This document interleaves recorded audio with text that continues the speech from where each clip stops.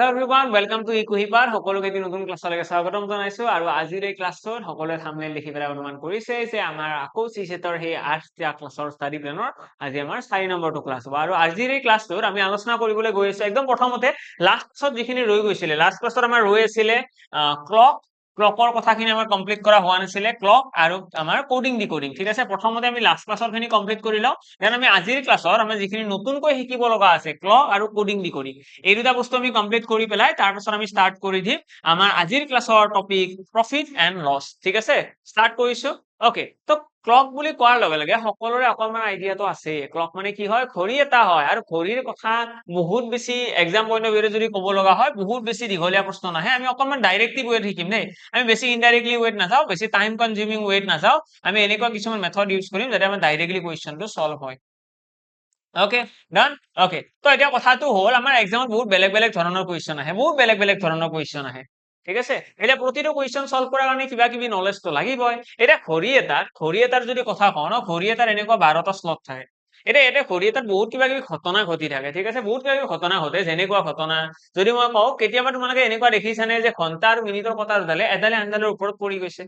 Correct 12টা বজাই চোৱাচোন তোমালোকৰ ঘৰত ঘড়ী আছে এবাৰ টেষ্ট কৰি চাব পাৰা যেতিয়া কাৰেক্ট 12টা বাজে তেতিয়া কি হয় এনেকৈ থাকিব ঘণ্টাৰ কটাৰডাল একদম 12টাত আৰু লগতে মিনিটৰ কটাৰলৈ এনেকৈ থাকিব ন ঘণ্টা আৰু মিনিটৰ কটাৰলৈ এডালে আনডালে একদম ওপৰত আহি যায় সেইটো কি বুলি কয় কাৰেক্ট 12টা বাজিছে আৰু কেতিয়াবা এনেকুৱা হয় নে 6টা বজা দেখিছা সকলোৱে ঘড়ীটোত 6টা বাজিলে কি হয় এইটো থাকিব ঘণ্টাৰ কটাৰল এইটো থাকিব মিনিটৰ কটাৰল ইয়াতে 6ত থাকে এইটো 6টা বাজা বুলি কয় 9টা বজাত ঘড়ী কটা দেখিছা 9টা বাজিলে কি হয় ইয়াতে 9 আছে ইয়াতে 12 আছে ঠিক আছে ইয়াতে থাকিব মিনিটৰ কটাৰল এইটো থাকিব ঘণ্টাৰ কটাৰল এইটো 12 তো এইটোক কয় 9টা বজা বুলি তো আলটিমেটলি মই কি ক'ব বিচাৰিছো যে ঘড়ীটোত কেতিয়াবা কটাৰডালে এডালে আনডালৰ বিপৰীত ফালে মুভ কৰে অৰ্থাৎ 180 ডিগ্ৰী কোণ কৰে কেতিয়াবা কি কৰে ঘড়ীটোৰ কটাৰডালে এডালে আনডালৰ ওপৰত লম্ব হয় মানে 90 ডিগ্ৰী কোণ উৎপন্ন কৰে আৰু কেতিয়াবা ঘড়ীৰ কটাৰডালে এডালে আনডালৰ ওপৰত এনেকৈ পৰি যায় পুৰা এডালে আনডালৰ ওপৰত মানে ইহঁতৰ মাজৰ কোণটো কিমান হৈ যায় 0 ডিগ্ৰী হৈ যায় ঠিক আছে এই তিনিটা সিনাৰিও আমাৰ ঘড়ী এটাত ঘটে ঘড়ী এটাৰ কটাৰডালে এডালে আনডালৰ ওপৰত কেতিয়াবা লম্ব হ'ব যেনেকৈ 9টা বজাত পুৰা কি হয় 90 ডিগ্ৰী এংগল কৰে কেতিয়াবা কি হ'ব 180 ডিগ্ৰী কোণ কৰিব আৰু কেতিয়াবা এডালে আনডালৰ ওপৰত পৰি যাব ঘণ্টা আৰু মিনিটৰ কটাৰডালে এতিয়া এই গোটেইকেইটা শব্দৰ কেতিয়াবা বেসিক লেভেলৰ কুৱেশ্যন সুধি দিয়ে তো এবাৰ চাই থৈ দিলে আমাৰ এক্সামত সিলি মিষ্টেক হোৱাৰ চান্স নাথাকে তো একদম প্ৰথমতে যদি ক'ব যাওঁ আমাৰ ঘড়ীৰ লগত ৰিলেটেড মেইন ইম্পৰ্টেন্ট কুৱেশ্যন এইখিনিয়ে এংগলছে তোমালোকে এই কোণবিলাকৰ কথাই জানিব লাগে কোণবিলাকৰ কথা জানিলা মানে ক্লকৰ কথা কমপ্লিট ক্লকৰ আৰু বেলেগ কুৱেশ্যন নাহে তো ক্লকত যদি আমি কওঁ এতিয়া যে এই 180 ডিগ্ৰী কোণ কিমান বাৰ হয় আমাক এইবিলাক কুৱেশ্যন কৰে যে এটা ঘড়ী এটাত ঘণ্টা আৰু মিনিটৰ কটাৰডালে কিমান বাৰ 180 ডিগ্ৰী কোণ কৰে তো 180 ডিগ্ৰী কোণ তোমালোকে মনত ৰাখিবা 12 ঘণ্টাৰ ঘড়ীৰ 180 degree angle 180 degree angle 12 hour clock 12 hour clock মানে 12 ঘণ্টীয়া ঘড়ী ঠিক আছে 12 ঘণ্টাৰ ঘড়ীৰ 11 বাৰ পঢ়িব ঠিক আছে 180 ডিগ্ৰী কোণ 11 বাৰ হ'ব ঠিক আছে 24 আৱাৰ ক্লকত কিমান হ'ব 24 ঘণ্টীয়া ঘড়ীত কি হ'ব 24 ঘণ্টীয়া ঘড়ীত 24 ঘণ্টাৰ ঘড়ী এটা 22 বাৰ হ'ব ঠিক আছে ডাবল 11 ঘণ্টাৰ ঘড়ীৰ ডাবল হ'ব 24 ঘণ্টাৰ ঘড়ীত মানে 22 বাৰ ঠিক তেনেদৰে 90 ডিগ্ৰী এংগল কিমান বাৰ হ'ব তো 90 ডিগ্ৰী এংগলৰ কথা যদি কওঁ 90 ডিগ্ৰী এংগল ইয়াৰে 12 ঘণ্টাৰ কোনটো হৈ আছে 12 আৱাৰ ক্লক 12 ঘণ্টাৰ ঘড়ীত 90 ডিগ্ৰী এংগল হ'ব 22 বাৰ আৰু 24 ঘণ্টাৰ ঘড়ীত কিমান বাৰ হ'ব 24 ঘণ্টাৰ ঘড়ীত ইয়াতে হ'ব 44 টাইমছ 44 টাইমছ ইয়াতে যদি আমি লিখো নেক্সট 0 ডিগ্ৰী এংগল কিমান বাৰ হ'ব 0 ডিগ্ৰী এংগল তো 0 ডিগ্ৰী এংগলৰ কাৰণে 12 আৱাৰ ক্লক 12 ঘণ্টীয়া ঘড়ী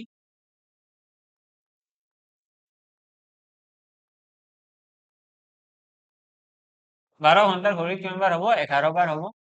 আৰু 24 ঘণ্টাৰ ঘড়ীত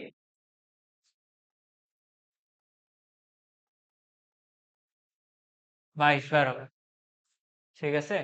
24 ঘণ্টাৰ ঘড়ীত 22 বাৰ হ'ব আৰু নেক্সট যদি আমি কওঁ আমাৰ এটা হ'ল 180 ডিগ্ৰী এংগল এটা হ'ল 90 ডিগ্ৰী এংগল এটা 0 ডিগ্ৰী এংগল আৰু কেতিয়াবা এনেকুৱা হয় ষ্ট্ৰেইট এংগল বুলি ক'লে ভুল হ'ব বাৰু এইটো এইখিনিয়ে থাকক তাৰপিছত মই বুজাই আছো কথাখিনি কেনেকুৱা তো আলটিমেটলি আমি বুজি পালো যে এটা ঘড়ী এটাত ঘণ্টা আৰু মিনিটৰ কটাৰলে ঘূৰিয়ে থাকিব এনি টাইম ঘূৰি থাকে সিহঁতে কিবা কিবি ফৰ্মেশ্যন কৰে মানে স্পেচিফিক এংগল স্পেচিফিক এংগল কেনেকুৱা হ'ব পাৰে 180 ডিগ্ৰী এংগল হ'ব পাৰে এইটো তোমালোকে দেখিয়ে পাই আছা 90 ডিগ্ৰী এংগল হ'ব পাৰে 9টা বজাত মই ক'লোৱে অলৰেডি 9টা বজাত এইটো 6টা বজাত এনেকুৱা হয় আৰু 12টা বজাত এনেকুৱা হয় ন ওপৰৰ পিনে থাকে 12টা বজাত গোটেইকেইটা একেলগে থাকে এনেকুৱা নহয় যে অকল 12টা বজাত হয় বহুত বাৰ হয় ঠিক আছে তোমালোকে ভালদৰে যেতিয়া কথা কেইডাল ঘূৰাই ঘূৰাই চাই থাকিবা দেখিবা বহুত বাৰ হয় টোটেল কিমান বাৰ হয় এইকেইটা মই টাইমছ লিখি দিলো যে 180 ডিগ্ৰী কোণ 180 ডিগ্ৰী কোণ 11 বাৰ আৰু 22 বাৰ হ'ব এইটো 12 ঘণ্টাৰ ঘড়ীত 11 বাৰ 24 ঘণ্টাৰ ঘড়ীত 22 বাৰ ঠিক তেনেদৰে 0 ডিগ্ৰী কোণ কিমান বাৰ 12 ঘণ্টাৰ ঘড়ীত 11 বাৰ আৰু 24 ঘণ্টাৰ ঘড়ীত 22 বাৰ কিন্তু 90 ডিগ্ৰী কোণ কিমান বাৰ হ'ব 12 ঘণ্টাৰ ঘড়ীত 22 বাৰ হ'ব 24 ঘণ্টাৰ ঘড়ীত 44 বাৰ হ'ব এতিয়া ইয়াতে আৰু এডিশনাল কিছুমান কথা জানিব লগা থাকে কি এডিশনাল কথা এডিশনাল কথাবিলাক এনেকুৱা যদি তোমালোকক কয় যে ঘড়ী এটাত ঘণ্টা আৰু মিনিটৰ কটাৰলে একেটা দিশত মুখ কৰি থাকিলে ঘণ্টা আৰু মিনিটৰ কটাৰডালে 12 ঘণ্টীয়া ঘড়ী এটাত চাবা দেই এক্সামৰ কুৱেশ্যন 12 ঘণ্টীয়া ঘড়ী এটাৰ ঘণ্টা আৰু মিনিটৰ কটাৰলে কিমান বাৰ একেটা দিশতে মুখ কৰি থাকে ঠিক আছে 12 ঘণ্টীয়া ঘড়ী এটা মানে 12 ঘণ্টাৰ ঘড়ী এটা আছে আমাৰ যিটো ঘড়ী ঘৰত ওলোমোৱা থাকে সেই ঘড়ীটোত ঘণ্টা আৰু মিনিটৰ কটাৰডালে কিমান বাৰ একেটা দিশতে মুভ কৰে তো একেটা দিশতে মুভ কৰা মানে এইটো ডায়াগ্ৰামৰ কথা কৈছে এইটো একেটা ডাইৰেকশ্যনত মুভ কৰা মানে ইহঁতে একেটা দিশতে চাই থাকিব মানে 0 ডিগ্ৰী কোণ তো 0 ডিগ্ৰী কোণ কিমান বাৰ কৰে তো 12 ঘণ্টাৰ ঘড়ীত 11 বাৰ কৰিব তো সেইকাৰণে তোমালোকে এইবিলাক মনত ৰাখিব লাগিব এক্সামত তোমালোকক অলপ ঘূৰাই পকাই ক'ব এক্সামত ক'ব যে একেটা দিশতে কিমান বাৰ মুভ কৰে তো তোমালোকে বুজিব লাগিব যে এইটো 0 ডিগ্ৰী কথা হৈছে একেটা দিশত কেতিয়াবা এনেকৈ ক'ব যে ঘড়ী এটা 12 ঘণ্টীয়া ঘড়ী এটাত ঘণ্টা আৰু মিনিটৰ কটাৰডালে এডালে আনডালৰ বিপৰীত মুখ কৰি কিমান বাৰ থাকে তো বিপৰীত মুখ কৰি আছে মানে কি এডালে বিপৰীত ফালে এডালে বিপৰীত ফালে অপজিট এংগল মানে অপজিট চাইডে মুখ কৰি আছে তো এইটো তুমি কিমান ডিগ্ৰী কোণ হয় 180 ডিগ্ৰী কোণ হয় বুজি পালা 180 ডিগ্ৰী কোণ কৰে আৰু 180 ডিগ্ৰী কোণ কিমান বাৰ হ'ব 11 বাৰে হ'ব 24 ঘণ্টা ঘড়ী 22 বাৰ হ'ব তো আমাৰ এইটোও ক'ব যে এডালে আনডালৰ বিপৰীত ফালে মুখ কৰি আছে থাৰ্ড কুৱেশ্যন এনেকৈ দিব পাৰে যে 12 ঘণ্টাৰ ঘড়ী এটাত ঘণ্টা আৰু মিনিটৰ কটাৰডালে এটা সৰল ৰেখাত কিমান বাৰ আহিব এইটো কুৱেশ্যন কৰিব পাৰে ষ্ট্ৰেইট এংগল এটা বা occurs in a straight line এটা ষ্ট্ৰেইট লাইনত কিমান বাৰ আহিব এটা চিধা লাইন এটাত 12 ঘণ্টা আৰু 24 ঘণ্টা 12 ঘণ্টাৰ ঘড়ী এটাত এই যে ঘণ্টা আৰু মিনিটৰ কটাৰডাল আছে সিহঁতে এটা লাইনত কিমান বাৰ আহিব জেনেৰেলি তো এডাল এইফালে থাকে এডাল এইফালে থাকে সিহঁতে এটা লাইনত নাহে ন এটা লাইনত কেতিয়াও নাহে কিন্তু সিহঁতে কিমান বাৰ এটা লাইনত আহিব তো সেই ক্ষেত্ৰত আমাৰ এনসাৰ আহিব 22 বাৰ 22 বাৰ এটা লাইনত আহিব এইটো মই কৈ আছিলো যে comes in one line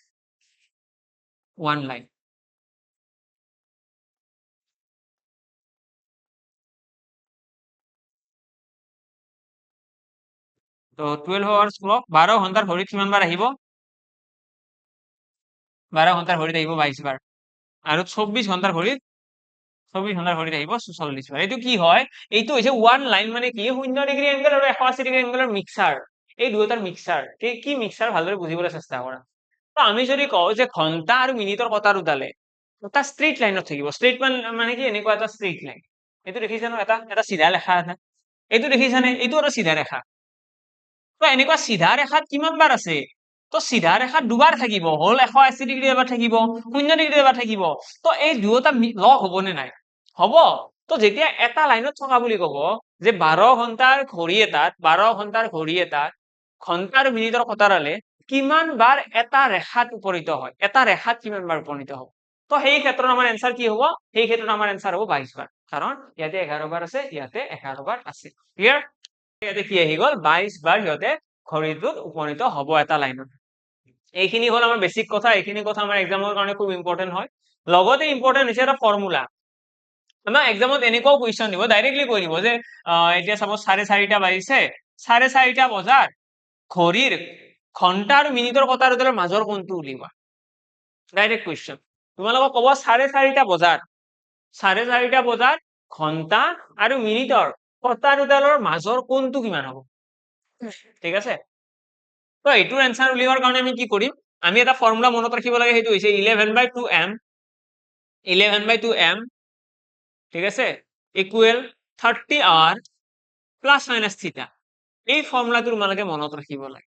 ঠিক আছে এই ফৰ্মুলাটো খুব ইম্পৰ্টেন্ট হয় 11/2m 30 আৱাৰ প্লাছ মাইনাছ থিটা এটা m মানে হৈছে মিনিট m মানে হৈছে মিনিট h মানে হৈছে ঘণ্টা ঠিক আছে আৰু লগতে থিতা মানে হৈছে এংগল থিতা মানে কি হয় এংগল হয় তো এই তিনিটা বস্তু তোমালোকে ইয়াতে লিখি ৰাখিবা এইটো ফৰ্মুলা ইউজ কৰি আমি আমাৰ এক্সামত যদি এটা টাইম দি দিয়ে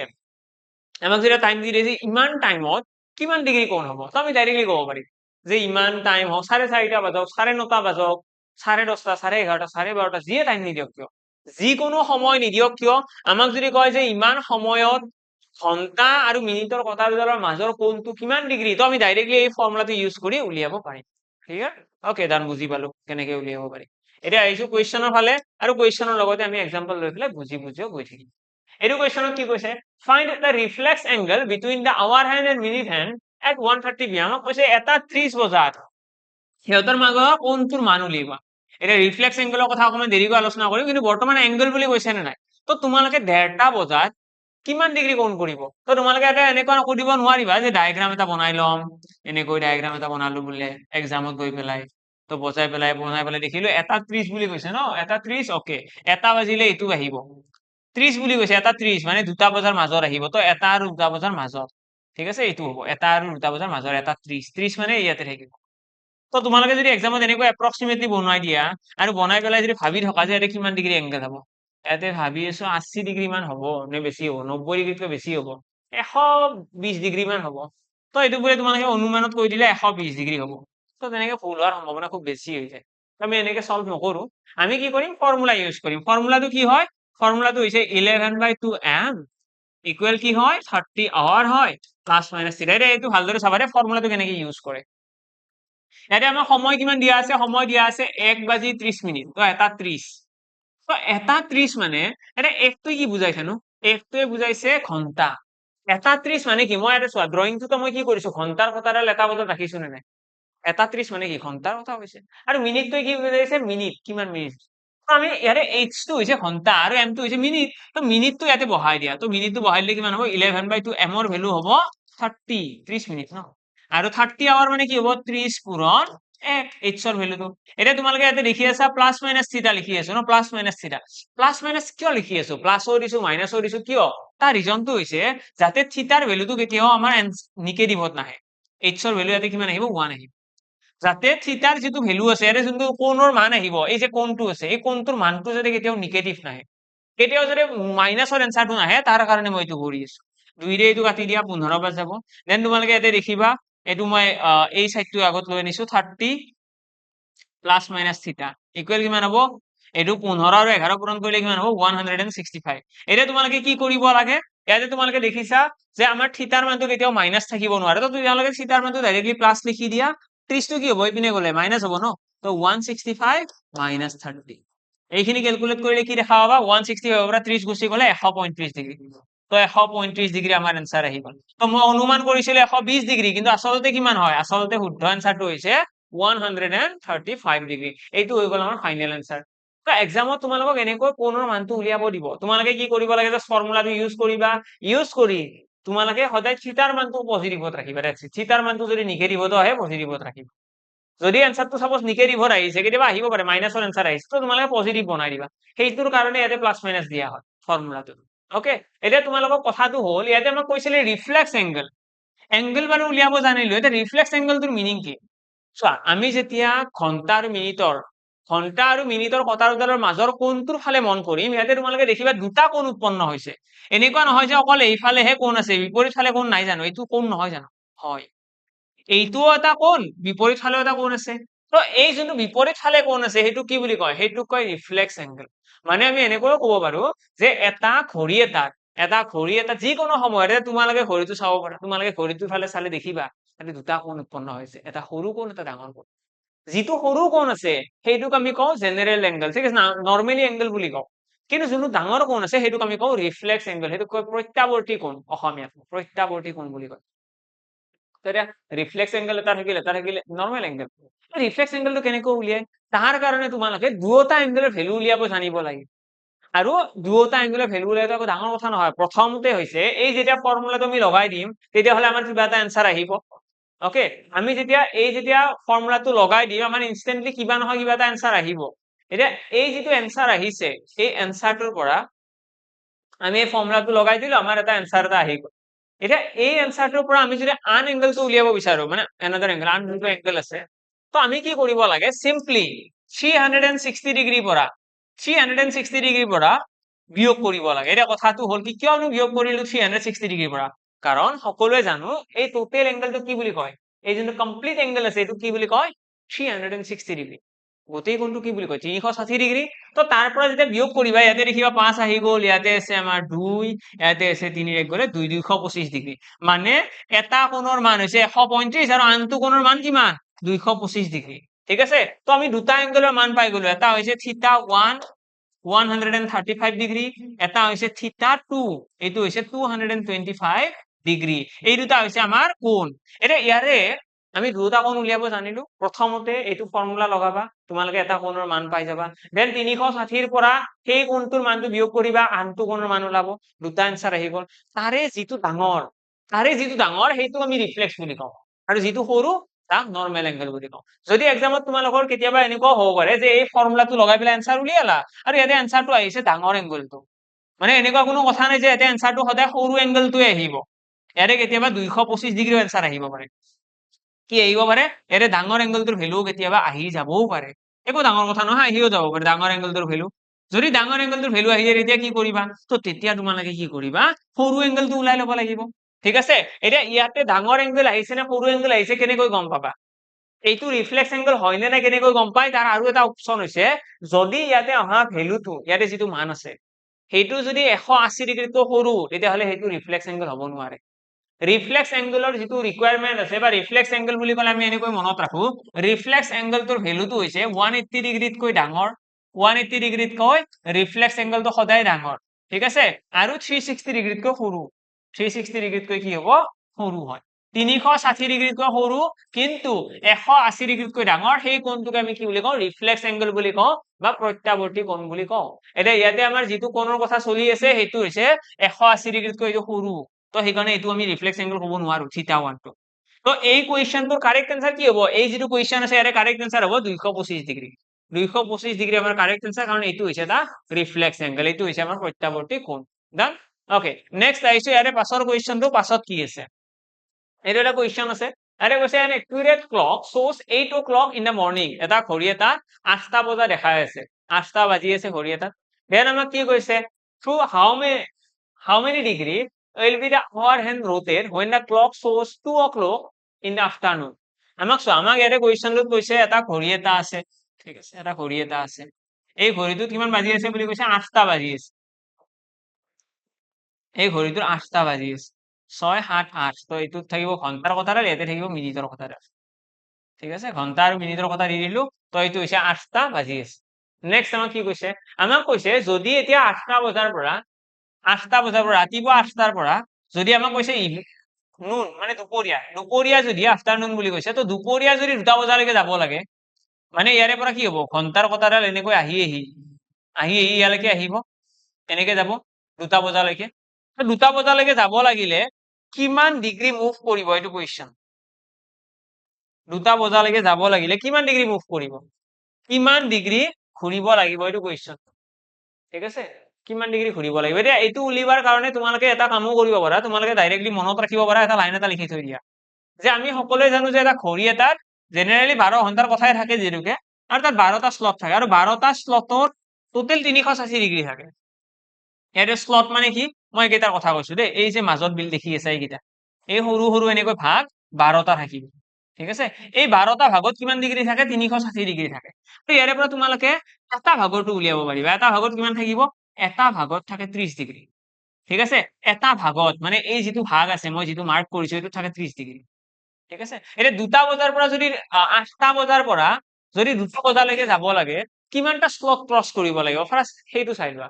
তো ইয়াৰে পৰা এই এটা স্লট 2টা স্লট 3টা 4টা 5টা 6টা স্লট যাব লাগিব হয় নে 6টা স্লট যাব লাগিব আৰু সেই 6টা স্লটত যদি যাব লগা হয় এটা স্লট মানে কি এটা 5 মিনিটৰ গ্যাপ মানে 30 ডিগ্ৰী 6টা মানে কিমান হ'ব 6 3 গুণ 18 180 ডিগ্ৰী মানে 180 ডিগ্ৰী কি হ'ব লাগিব ঘন্টাৰ কথাডাল ঘূৰিব লাগিব এইটো হৈছে কাৰেক্ট এপ্ৰোচ যদি তোমালোকৰ কেতিয়াবা এনেকুৱা হয় যে যদি কোনোবাই কৈ দিয়ে যে ঘন্টাৰ কথাডালে এইটো 5 মিনিটতকৈ এই স্লটটোতকৈ অলপমান বেছি গৈছে 1 মিনিট এটা বেছিকৈ গৈছে এতিয়া কি কৰিবা এতিয়া তোমালোকে এই স্লটটোকো ভগাব পাৰিবা এই যোনটো এটা স্লট বুলি কলো মই এটা স্লট 30 ডিগ্ৰী এইটো এটা স্লটত কিমান মিনিট থাকে এটা স্লটত থাকে 5 মিনিট তো 5 মিনিট মানে কিমান ডিগ্ৰী 30 ডিগ্ৰী তো 1 মিনিটত কিমান ডিগ্ৰী হ'ব তো 1 মিনিটত তোমালোকে গম পাই যাবা 6 ডিগ্ৰী তো ঘন্টাৰ কটাৰাল হোক বা মিনিটৰ কটাৰাল হোক যদি কোনোবাই ঘড়ী এটাত 1 মিনিট 1 মিনিট মানে এই যে সৰু সৰুকৈ থাকে ন এতে সৰু সৰুকৈ এনেকৈ মাৰ্ক থাকে ন 5 মিনিটৰ তো এই সৰু সৰু 1 মিনিটৰ স্লটটো যদি 1 মিনিট কোনোবাই যদি যাব বিচাৰে ঘন্টাৰ হোক বা মিনিটৰ কথা হোক দুইটাৰে ঘন্টা বা মিনিটৰ দুইডাল কথাই যদি 1 মিনিট যাব বিচাৰে 1 মিনিট যাবলৈ হলে কিমান ডিগ্ৰী যাব লাগিব 6 ডিগ্ৰী ওকে 1 মিনিট যাবলৈ হলে 6 ডিগ্ৰী যাব লগা হয় বাকি সেকেন্ডৰ কথাৰে বাদে সেকেন্ডৰ কথাৰালে যদি 1 মিনিট যাব লগা হয় কি কৰিব লাগে সেকেন্ডৰ কথাৰালে এপাক ঘূৰিব লাগে অৰ্থাৎ 360 ডিগ্ৰী সেকেন্ডৰ কথাৰালে 360 ডিগ্ৰী ঘূৰিলেহে মিনিটৰ কথাৰালে 6 ডিগ্ৰী যায় ঘন্টাৰ কথাৰালে তো আৰু কম যায় হয়নে ঘন্টাৰ কথাৰালে কেতিয়া 6 ডিগ্ৰী যাব ঘন্টাৰ কথাৰালে 6 ডিগ্ৰী যাব যদিহে মিনিটৰ কথাৰালে 12 মিনিট যায় মিনিটৰ কথাৰালে 12 মিনিট হলে কি হয় ঘন্টাৰ কথাৰালে 6 ডিগ্ৰী যাব এইখিনিয়ে কথা তো ইয়াতে আমাৰ কাৰেক্ট আনসাৰ আহি যাব 180 ডিগ্ৰী নেক্সট কোৱেশ্চন ওকে খতম তো ক্লকৰ এইখিনি সাফিচিয়েন্ট হয় যদি তোমালোকে এডিশনাল অকমান নলেজ ৰাখিব বিচাৰা তেতিয়াহলে ক্লকৰ কাৰণে এইখিনি মনত ৰাখিবা আৰু মিৰৰ ইমেজৰ কোৱেশ্চন কৰে মিৰৰ ইমেজৰ কথা কৈ দিয়ে কেতিয়াবা আমাক কৈ দিব যে এটা ঘড়ী এটাত সাপোজ 9:30 বাজি আছে বা 9:40 হৈ আছে 9:40 AM এতিয়া এই ঘড়ীটোৰ যদি আমি মিৰৰ ইমেজ ওলাও কি আহিব আনসাৰ দাপোন প্ৰতিবিম্ব কেতিয়াবা হয় ন আমি যেতিয়া চুলি কাটিব যাওঁ চেলুনত যাওঁ বা পাৰ্লাৰত কেতিয়াবা তোমালোকে দেখিবা তোমালোকে মিৰৰৰ সন্মুখত বহি আছা তোমালোকে মিৰৰত কেতিয়াবা ঘড়ীটো দেখা পোৱা হয় না আমাৰ যেটো ঘড়ী আছে সাপোজ পিছফালে আছে তো ওয়াচটো তোমালোকে মিৰৰত দেখা পালা আৰু তেতিয়া তাত বেলেগ এটা টাইম দেখাই দিয়ে অৰিজিনালি যিমান টাইম হৈছে মিৰৰত আমি কিবা বেলেগ দেখা পাওঁ আৰু এই বেলেগটো কি বেলেগ দেখা যায় বা মিৰৰ ইমেজ কেনেকৈ উলিয়াই যে এটা ঘড়ী এটাত বাজি আছে 9:40 তো 9:40 বাজি থকা ঘড়ীটো আইনাত দেখা পালে কিমান বাজি কোৱেশ্চনটো আহে কেতিয়াবা যে 9:40 বাজিলে দাপোনত কিমান বজা দেখা হ'ব তো যদি দাপোন প্ৰতিবিম্ব তোমালোকক উলিয়াব দিয়ে তোমালোকে মনত ৰাখিবা এইটো 11:60 পৰা বিয়োগ কৰিব লাগে এনেকৈ লাইন এটা লিখি ৰাখিবা যে দাপোন প্ৰতিবিম্ব উলিয়াবলৈ 11:60 পৰা বিয়োগ কৰিব লাগে দ্যাটস ইট তো 11:60 পৰা তোমালোকে 9:40 টো বিয়োগ কৰি দিয়া 9:40 বিয়োগ কৰিলে কি হ'ব ইয়াতে থাকি গ'ল 20 ইয়াতে থাকি গ'ল 2 অৰ্থাৎ 2:20 বজা দেখা পাবা 2:20 যদি 9:40 হৈ থাকে 2:20 দেখা পাবা এতিয়া ইয়াতে কথাটো হৈছে যদি কোনোবাই কয় যে 8টা বাজি আছে 8টা বাজি আছে ঘড়ীটোত তো 8টা বজা ঘড়ীটোত আমি কি দেখা পাম তো তোমালোকে আকৌ তোমালোকে 11:60 পৰা বিয়োগ কৰিবা 11:60 পৰা যদি 8টাটো বিয়োগ কৰি দিও কি আহিব আনসাৰ 3:60 তো ইয়াতে 3:60 বুলি ক'লে এতিয়া তোমালোকে ঘড়ীটোত কেতিয়াবা 3:60 বজা দেখিছা জানো ঘড়ীত 3:60 বাজে জানো কোৱাচোন তোমালোকে এটা কাম কৰিছোৱা তোমালোকে মোবাইলত ট্ৰাই কৰা মোবাইলতো ডিজিটেল ক্লক তো ডিজিটেল ক্লকত তোমালোকে 3:60 বজাবলৈ ট্ৰাই কৰাচোন কেতিয়াও নাবাজে 3:60 মানে সেইটো 4টা বুলি কয় আমি ঘড়ী এটাত হাইয়েস্ট দেখা পাম 3:59 3:59 তাৰে পিছত কোন আহিব 3:60 মানে কি 4টা তো সেইকাৰণে 3:60 যদি কেতিয়াবা বাজে এইটো তোমালোকে 4টা বনাই ঠিক আছে এইটো বস্তু মাইনত ৰাখিবা যে ইয়াতে লাষ্টত তোমালোকৰ 60 কেতিয়াও নাথাকে অকল এই ফৰ্মুলাটোৰ কাৰণে আমি ইয়াতে 11:60 লিখো ঠিক আছে আমি ফৰ্মুলাটোৰ কাৰণেহে ইয়াতে 11:60 লিখো আদাৰৱাইজ আমি 11:60 লিখাৰ কোনো দৰকাৰ নাই ঠিক আছে কোনো দৰকাৰ নাই 11:60 লিখাৰ এইখিনি হৈ গ'ল আমাৰ ইয়াৰে আনসাৰ এইখিনি হৈ গ'ল আমাৰ ইয়াৰে ষ্ট্ৰেটেজি এইটো হৈছে আমাৰ দাপোন প্ৰতিবিম্ব এইটো হৈছে আমাৰ দাপোন প্ৰতিবিম্ব কিন্তু 12টা বজা বুলি ক'লে কি কৰিবা এতিয়া 12টা যদি কোনোবাই কয় যে ঘড়ী এটা 12টা বাজি আছে তেতিয়া কি হ'ব তো 12টা বাজিলে এতিয়া 11:60 পৰা তো 12টা বিয়োগ নহয় ন 11:60 পৰা তো 12টা বিয়োগ নহয় তোমালোকৰটো ডাউট হৈ যাব তোমালোকৰ প্ৰবলেম হৈ যাব এইটো এনসাৰ নাহিব তো ইয়াতে তোমালোকে মনত ৰাখিবা চোৱা 11:60 মানে কিনো 11:60 মানে হৈছে 12টা একেই কথা তো সেইকাৰণে 12টা বাজি থাকিলে 12টাই বাজিব তাৰ একো বেলেগ নাহে ঘড়ী এটাত যদি 12টা বাজি আছে ন যদি ঘড়ী এটাত 12টা বাজি আছে এইটো আইনাত দেখিলেও 12টাই বাজিব বেলেগ নাবাজে ওকে এইখিনিলৈকে বুজিলো যে দাপোন প্ৰতিবিম্ব কি হয় মিৰৰ ইমেজ কি হয় ইয়াৰে পাছত নেক্সট আহিছো আমাৰ এতিয়া মিৰৰৰ পাছত আহিব ৱাটাৰ ইমেজ কি হয় আমাক কেতিয়াবা এনেকুৱাও কুৱেশ্চন কৰিব সাপোজ তুমি এটা সুইমিং পুলৰ কাষত বহি আছা বা তোমালোকে এনেকে পানীৰ ফালে চাই আছা হঠাৎ তোমালোকৰ চকু পৰিল পানীত উঠি থকা প্ৰতিবিম্ব এটা ঘড়ী ওপৰত লগোৱা আছে সাপোজ এই ওপৰৰ ঘড়ীটোৰ কি হয় ৰিফ্লেকশন আহিব ন এই যে ঘড়ীটোৰ ৰিফ্লেকশন আহিছে এতিয়া পানীত কিমান বাজিব এইটো কুৱেশ্চন আহে ৱাটাৰ ইমেজ বুলি কয় তো ৱাটাৰ ইমেজৰ কথা ক'লে ইয়াতে তোমালোকে মনত ৰাখিবা 17টা 90 পৰা বিয়োগ কৰিব লাগে যেনেকৈ ইয়াৰে আগৰ কুৱেশ্চন আমি 11:60 পৰা বিয়োগ কৰিছিলো ইয়াতে আমি 17টা 90 পৰা বিয়োগ কৰিম ঠিক আছে অৰ্থাৎ আমাক যদি কোনোবাই কয় যে 10টা 50 হৈছে তো 10টা 50ৰ পানীত প্ৰতিবিম্ব কি হ'ব জল প্ৰতিবিম্ব ঠিক আছে পানীত প্ৰতিবিম্ব কি হ'ব ৱাটাৰ ইমেজ তো আমি কি কৰিম ইয়াৰ পৰা 10টা 40 টো বিয়োগ কৰি দিম দ্যাটস ইট তো 10টা 40 নে 50 আছে 50 আছে তো 10টা 50 টো বিয়োগ কৰি দিম তো ইয়াতে আহি গ'ল 40 তাৰপিছত ইয়াতে আহি গ'ল 7 অৰ্থাৎ আমি কি দেখা পাম পানীত দেখা পাম 7:40 বজা বুলি 7:40 বাজিছে যদি আমাক কেতিয়াবা কয় যে 8:10 হৈছে 8:10 এতিয়া 8:10 বাজি আছে আমি যদি পানীত চাওঁ কি দেখা পাম তো ইয়াতে যদি আমি এইখিনি সলভ কৰিবলৈ যাওঁ 8:10 কি হ'ব চোৱা ইয়াতে মই লিখিলো 8:10 এনে 90 পৰা 10 গলে কি থাকিব 80 থাকিব তাৰপিছত 17 পৰা 8 গলে কি থাকিব 9 থাকিব অৰ্থাৎ 9:80 এতিয়া তোমালোকে মোক কোৱা 9:80 কেতিয়াবা ঘড়ীত বাজে জানো ঘড়ী এটা 9:80 সম্ভৱ জানো একদম সম্ভৱ নহয় তো 9টা যেতিয়া 60 হ'ব এইটোক আমি কি বুলি কওঁ 9:60 সেইটোক আমি কওঁ 10টা বজা বুলি এতিয়া এটা 80 মিনিট আছে তো 80 ৰ পৰা 60 মিনিট এটা ইপিনে লৈ আনিবা 60 মিনিট মানে 1 ঘন্টা বুজি পালা তো 10টা কিমান হ'ব 20 হৈ যাব তো আমি কি কম যদি এটা ঘড়ী এটা 8:10 বাজি আছে সেইটোৰ ওয়াটাৰ ইমেজ কি হ'ব তো ওয়াটাৰ ইমেজ বুলি ক'লে আমি এনসাৰ দিম 10:20 হ'ব ওয়াটাৰ ইমেজ কিমান হ'ব 10:20 যিটো ঘড়ীত 8:10 দেখাই আছে সেই ঘড়ীটোত পানীত আমি দেখা পাম 10:20 ওকে ডান তো নেক্সট আহিছো এতিয়া আমাৰ নেক্সট চেপ্টাৰ কোডিং ডিকোডিং এটা কোডিং ডিকোডিং চেপ্টাৰটো সঁচাকৈ প্ৰথম কথা বহুত টান কিন্তু কোডিং ডিকোডিং চেপ্টাৰটো যদি ভালদৰে পঢ়া যায় ভালদৰে এনালাইজ কৰা যায় তাহলে এই চেপ্টাৰটোৰ নিচিনা সহজ চেপ্টাৰ নাই একচুয়ালি এনেকুৱাই হয় যদি ভালদৰে এনালাইজ কৰা যায় খুব সহজ চেপ্টাৰ হয় মই বাৰু ইয়াতে ডাইৰেক্টলি লিখি আনিছো যাতে বেছি টাইম ওয়েষ্ট নহয় তোমালোকে ডাইৰেক্টলি চাব পাৰিবা আৰু লগতে নিজৰ ফালৰ পৰা চেষ্টা কৰিবা এতিয়া মই বেছি টাইম নলওঁ আজি এইটো ক্লাছটোত মই খুব কম সময়ৰ ভিতৰত কোডিং ডিকোডিং খতম কৰিছো আৰু এইখিনি তোমালোকে বিশ্বাস ৰাখা যে ইয়াৰে বাহিৰত কুৱেশ্যন নাযায় ভালদৰে চাবা এইকেইটা গোটেইকেইটাই ঠিক আছে ইয়াতে যিকেইটা আছে ইয়াতে প্ৰথমটো আছে ক্লাউড ক্লাউড শব্দটো কি বুলি কোড কৰা হৈছে কিবা এটা দিয়া আছে ন ক্লাউড শব্দটোক এইটো শব্দ বুলি কোড কৰা হৈছে ক্লাউডক লিখা হৈছে এইটো তেতিয়াহ'লে আমাক কৈছে স্পেচ শব্দটো কি বুলি কোড কৰা হ'ব স্পেচ শব্দটো কি বুলি কোড কৰা হ'ব তো কি কৰিব লাগে সিম্পলি আমি ইয়াতে কি কৰিম আমি প্ৰথম কাম হৈছে কোডিং ডিকোডিং সলভ কৰা ইয়াতে যিকেইটা কিৱৰ্ড আছে গোটেইকেইটা তলে তলে এইকেইটা লিখি লোৱা মানে মই ইয়াতে লিখিম ক্লাউডৰ তলে তলে ডি লিখিলো এম লিখিলো পি লিখিলো ভি লিখিলো ই লিখিলো ইয়াতে তোমালোকে দেখিবা চিৰ পাছত কোন আহে চি আৰু ডিৰ কানেকশ্যন চোৱাচোন চিৰ পাছত আহে D C D L M মানে গম পায়ে গলো ইয়াতে যিকেইটা ওয়ার্ড আছে না অ্যালফাবেট কেইটা গোটেইকেইটা +1 হৈ আছে C D L M O P Q V D E তো ইয়াতে আমি কি কৰিম ইয়াতে স্পেস শব্দটোৰ কাৰণে তোমালোকে সেই একেটা লজিক লগাই দিয়া আনসাৰ আহিব ক্লিয়াৰ পাৰিবানে সকলোৱে নিশ্চয় পাৰিম নেক্সট আহিছো নেক্সট কুৱেশ্যনৰ ফালে এইটো ইয়াতে কি কৈছে ইয়াতে কৈছে হেলমেট হেলমেট শব্দটোৰ কাৰণে কিবা এটা আছে এতিয়া ইয়াতেও তোমালোকৰ প্ৰসেস সেম আমি কোডিং ডিকোডিং সলভ কৰাৰ এটা মেথড আছে আৰু সেই মেথডটো তোমালোকে কেতিয়াও যাতে কনফিউজন নালাগে তাৰ কাৰণে অকমান প্ৰেক্টিস নিজৰ ফালৰ পৰা কৰি থাকিবা মানে এই যিটো মেথডত মই ইয়াতে কৰাই আছো এতিয়া ইয়াতে আমি প্ৰথমতে কি কৰো যিটো নাম দিয়া আছে এলফাবেট তাৰ তলে তলে কোড ল্যাঙ্গুয়েজটো লিখি লও ঠিক আছে আমাৰ এক্সামত কুৱেশ্যনটো কেনেকৈ দিয়ে কুৱেশ্যনটো এক্সামত কয় ন যে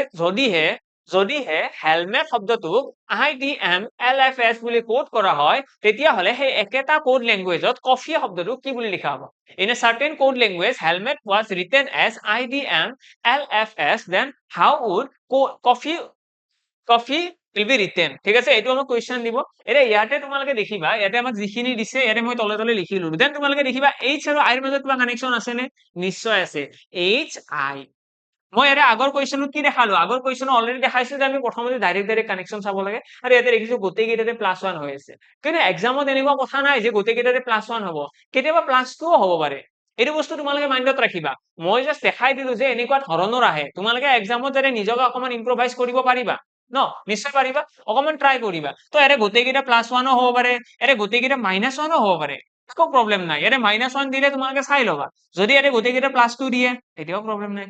-2 দিলে তেতিয়াও প্ৰবলেম নাই এনেকুৱাও হ'ব পাৰে যে প্ৰথমটো +1 তাৰপিছত +2 +3 +4 +5 হ'ব পাৰে কেতিয়াবা এনেকুৱা হ'ব পাৰে +1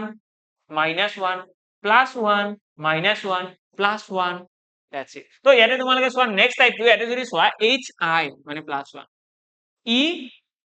ইৰ পাছত ডি জানো নহয় ডি ই মানে উল্টা হৈছে এটা -1 হৈ আছে বুজি পালা +1 -1 এবাৰ কি হ'ব এল এম আকৌ +1 এম এইটো -1 এল এম উল্টা হৈছে ই এফ +1 এস টি এইটো -1 মানে এটা +1 এটা -1 তো এনেকুৱা হ'ব পাৰে তো এনেকুৱা কোনো কথা নাই যে গোটেইকেইটা +1 হ'ব এনেকুৱা কোনো কথা নাই গোটেইকেইটা +2 হ'ব এনেকুৱা কোনো কথা নাই গোটেইকেইটা -1 হ'ব গোটেইকেইটা -2 হ'ব যিকোনো হ'ব পাৰে তোমালোকে প্ৰসেসটোৰ ওপৰত ফকাস দিয়া যে আমি প্ৰথমতে যিটো কোড ল্যাঙ্গুয়েজ দিয়া আছে তাৰ তলে তলে লিখি লম দেন আমি কি কৰিম এটা +1 -1 যি হয় সেইখিনি আমি চাই পেলাই ধুনীয়াকৈ ডিসটিংগুইশ কৰি লিখি লম ইয়াত এই একেটা সাৰ্টেন ল্যাঙ্গুয়েজত আমি ইয়াৰে কফি শব্দটো লিখিব নোৱাৰিম নে নিশ্চয় পাৰিম তো ইয়াৰে প্ৰথমটো +1 কৰিবা সেকেন্ডটো -1 থাৰ্ডটোত +1 তাৰপিছত -1 +1 -1 কৰি দিবা ইয়াতে এনসাৰ আহি গ'ল ওকে ট্ৰাই কিন্তু নিজৰ ফালৰ পৰা কৰিবা দে সকলোৱে নিজৰ ফালৰ পৰা যাতে অকমান প্ৰেক্টিস হোক অকমান ইমপ্ৰুভ হোক নেক্সট আহিছো এইটোৰ ফালে এতিয়া এইটোত কি কৈছে এটা কৈছে বুকস এতিয়া এইটোতো তোমালোকে কৰিবা এই বুক শব্দটোৰ তলে তলে এইটো লিখিবা লিখাৰ পাছত তোমালোকে দেখিবা ইয়াতে অকমান বেলেগে পেটাৰ্ন চলি আছে কি চলি আছে বিৰ কাৰণে কি আহিছে যদি আমি চাও ন ইয়াতে যদি মই গোটেইকেইটা লিখি দিও টি এল পি পি সি এটা তোমালোকে দেখিবা বিৰ লগত টিৰ একো কানেকশনে নাই ওৰ লগত এলৰ কানেকশন নাই কিন্তু এইটো ওৰ লগত পিৰ কানেকশন আছে কেৰ লগত পিৰ কানেকশন নাই এছৰ লগত চিৰ কানেকশন নাই তো ইয়াতে তোমালোকে অকমান ফোকাস কৰিলে দেখিবা এইটো কয় ৰিভাৰ্স অৰ্ডাৰ বুলি ইয়াতে আমাৰ ডাইৰেক্টলি কানেকশনত কোনো নাথাকে এটা আমাৰ ডাইৰেক্টলি কানেকশন থাকে কিন্তু ওলোটাকৈ গোটেইকেইটা কানেকশন থাকে অৰ্থাৎ বিৰ কাৰণে সি লিখিছে লাষ্টত ওৰ কাৰণে পি ওৰ কাৰণে পি কেৰ কাৰণে এল আৰু এছৰ কাৰণে টি মানে গোটেইকেইটাৰ +1 হৈ আছে কিন্তু ৰিভাৰ্স অৰ্ডাৰত প্ৰথমটো শেষক গুচি গৈছে লাষ্টৰটো প্ৰথমক আহি গৈছে তো এইটো এটা ৰিভাৰ্স অৰ্ডাৰত +1 হৈছে অৰ্থাৎ ইয়াৰ আগত আমি যিকেইটা প্যাটাৰ্ন চালো এইটো আৰু ইয়াৰ পাছৰ প্যাটাৰ্নটোৰ একো ডিফাৰেন্স নাই কেৱল এইটো ৰিভাৰ্স অৰ্ডাৰত হৈছে প্ৰথমটো শেষক গৈছে শেষৰটো প্ৰথমক আহিছে আশা কৰো ক্লিয়াৰ তো এক্সামত যেতিয়া তোমালোকে দেখিবা যে ডাইৰেক্টলি একো কানেকশন নাই তেতিয়াহলে তোমালোকে চেক কৰিবা যে ৰিভাৰ্স অৰ্ডাৰত আছে জানো ৰিভাৰ্স অৰ্ডাৰত থাকিব পাৰে আৰু ইয়াতে তোমালোকে দেখিলা যে ৰিভাৰ্স অৰ্ডাৰত আছে তো তোমালোকে কি কৰিব লাগে কিটেন শব্দটো একেইখিনি কাম কেৰ কাৰণে শেষত লিখিবা আইৰ কাৰণে তাৰ আগত এনেকৈ লিখি লিখি আহিবা আৰু কি কৰিব লাগে +1 হৈ আছে ন এটাও +1 এটা ইয়াতেও কোনো নিয়ম নাই যে গোটেইকেইটা +1 হ'ব -1 হ'ব পাৰে +2 হ'ব পাৰে -2 হ'ব পাৰে এনেকুৱাও হ'ব পাৰে যে প্ৰথমটো +1 -1 +2 -2 এনেকুৱাও হ'ব পাৰে যিকোনো হ'ব পাৰে কেৱল তোমালোকৰ এইটো ৰিভাৰ্স অৰ্ডাৰ ঠিক আছে এইটো মই ৰিভাৰ্স অৰ্ডাৰ দেখাই দিলো আগৰ কুৱেশ্যন আৰু এইটো কুৱেশ্যনো একদম সেম কেৱল এইটো ৰিভাৰ্স অৰ্ডাৰ তো তোমালোকে যদি ডাইৰেক্টলি একো কানেকশন বিচাৰি নোপোৱা যেনেকৈ ইয়াতে একো ডাইৰেক্টলি আমি ডাইৰেক্টলি কানেকশন পাইছো ন ইয়াতে তোমালোকে ডাইৰেক্টলি কানেকশন দেখা পাই আছে যে +1 হৈ আছে তো এনেকৈ ডাইৰেক্টলি নাপালে তোমালোকে কি চেক কৰিবা যে ৰিভাৰ্স অৰ্ডাৰত কিবা আছে জানো ৰিভাৰ্স অৰ্ডাৰত চেক কৰিবা নেক্সট আহিছো নেক্সট কুৱেশ্যনৰ ফালে এইটো এতিয়া এইটোত কি কৈছে এইটোত কৈছে কম্পিউটাৰ কম্পিউটাৰ শব্দটোৰ কাৰণে কিবা এটা কোড আছে এতিয়া ইয়াতেও যদি তোমালোকে তলে তলে লিখি লোৱা তোমালোকে যদি টাইপ 1 টো চেক কৰা তাৰপিছত টাইপ 2 চেক কৰিবা টাইপ 2 আৰু টাইপ 1 তোমালোকে একো দেখা নাই সাপোজ একো দেখা নাই এটা এইটো অলপমান বেলেগ টাইপ হয় ইয়াতে হৈছে এইটো হৈছে এইটোক আমি কওঁ ৰিএৰেঞ্জমেন্ট ঠিক আছে এইটো টাইপ 3 বুলি কয় 3 নম্বৰ ধৰণৰ কুৱেশ্যন টাইপ 3 মই এখানে এটা টাইপ 1 টাইপ 2 টাইপ 3 এনেকৈ কৰাই আছো 3 নম্বৰ ধৰণ এইটো কয় ৰিএৰেঞ্জমেন্ট ইয়াতে আমাৰ কি হয় ইয়াতে যিকেইটা এলফাবেট আছে সেই এলফাবেট কেইটা একো চেঞ্জ নহয় সেমেই থাকে কিন্তু সিহঁতৰ জেগা কেইটা চেঞ্জ হয় মানে ইয়াতে চোৱা COMPUTER আছে তো সেই গোটেইকেইটা এলফাবেট ইয়াতে আছে কেৱল ইয়াতে জেগা চেঞ্জ হৈছে মানে COMP মানে লাষ্টত আহি গৈছে প্ৰথম চাৰিটা এলফাবেট শেষৰ আহি গৈছে তো ইয়াতেও তোমালোকে কি কৰিবা প্ৰথম চাৰিটা এলফাবেট শেষৰ পিনে লৈ যাবা ঠিক আছে প্ৰথম চাৰিটা শেষৰ পিনে তাৰ পিছত কি আছে লাষ্টৰ এলফাবেটটো একদম প্ৰথমত আহিছে তো ইয়াৰেও লাষ্টৰটো একদম প্ৰথমত লিখিবা তো আলটিমেটলি আমি এনেকৈ ক'ব পাৰো RETU আছে ন RETU তো লাষ্টৰ পৰা হ'ব NIATFOUN দ্যাটস ইট হৈ গ'ল বুজি পালা এইটো হৈছে আমাৰ কোড ল্যাঙ্গুয়েজ তো এক্সামত তোমালোকৰ এনেকুৱা টাইপৰ কুৱেশ্যন আহিব যেটোক আমি কওঁ ৰিএৰেঞ্জমেন্ট নিজৰ ফালৰ পৰা সকলোৱে চেষ্টা কৰি যাবা দেই এনেকুৱা নহয় যে অকল ভিডিঅটো চাই যাম তেনেকে নহব নিজৰ ফালৰ পৰা অলপ ট্ৰাই কৰিব লাগিব আৰু গোটেইকেইটা ৰিভাইজ কৰিব লাগিব ফ্ৰিকুৱেন্টলি ৰিভাইজ কৰিলেহে এক্সামৰ মাইণ্ডত আহিব যে এনেকুৱা এটা টাইপ আছিলে তোমালোকে জাস্ট ব্ৰডলি মনত ৰাখিব লাগে টাইপ কি আছিলে এটা থাকিব ডাইৰেক্ট টাইপ দেন সেইটো নিমিলিলে ৰিভাৰ্স অৰ্ডাৰটো নিমিলিলে ৰিএৰেঞ্জমেন্ট তাৰপিছত কি আহিব নেক্সট আহিছো থাৰ্ড টাইপৰ তাৰ পাছৰ ফোৰ্থ টাইপ এইটোক আমি কি লিখা আছে লাইব্ৰেৰী শব্দটো দিছে আৰু ইয়াৰ পৰা তোমাক এটা কোড ল্যাঙ্গুয়েজ দিয়া আছে এইটো বাৰু খুব টাফেষ্ট লেভেলৰ কুৱেশ্যন হয় যদি এক্সামত তোমালোকে কেতিয়াবা এনেকুৱা এলফাবেট দেখা পোৱা য'ত একো কানেকশন বিচাৰি পোৱা নাই কেতিয়াবা হ'ব ন কেতিয়াবা এক্সামত তোমালোকে বাৰে বাৰে চেষ্টা কৰিবা আৰু বাৰে বাৰে চেষ্টা কৰাৰ পাছতো তোমালোকৰ এনসাৰ নোলাব ঠিক আছে হ'ব ন এনেকুৱা এক্সামত হোৱাৰ সম্ভাৱনা আছে কেতিয়াবা হ'ব যে ট্ৰাই কৰি আছো এনসাৰ অহা নাই এতিয়া কি কৰিবা এনসাৰ নাহিলে তোমালোকে চাব লাগিব একদম প্ৰথমটো কানেকশন শেষৰ লগত চালা একো মিলা নাই মানে একো মিলা নাই এতিয়া তোমালোকে ইয়াতে যিটো ৱৰ্ড আছে ন সেই ৱৰ্ডটোক তোমালোকে দুটা ভাগত ভগাই দিবা এই ৱৰ্ডটো তোমালোকে দুটা সমান ভাগত ভগাই দিবা ঠিক আছে যদিহে আমাৰ যিটো কুৱেশ্যনত ৱৰ্ড থাকে সেই ৱৰ্ডটোত যুগ্ম সংখ্যা থাকে যুগ্ম সংখ্যক এলফাবেট যদি এটা ৱৰ্ড আছে সাপোজ সেই ৱৰ্ডটোত 8টা এলফাবেট আছে তেতিয়াহ'লে তোমালোকে এটা সাইডত 4টা এটা সাইডত 4টা সমান সমানকৈ ভগাই দিবা যদিহে আমাক যিটো এলফাবেট ৱৰ্ড দিয়া আছে সেই ৱৰ্ডটোত 10টা এলফাবেট আছে এতিয়া এই ৱৰ্ডটোত যদি 10টা এলফাবেট থাকিলেহেঁতেন আমি 5টা এলফাবেট এইপিনে 5টা এলফাবেট এইপিনে এনেকৈ দুটা ভাগত ভগাই দিলোহেঁতেন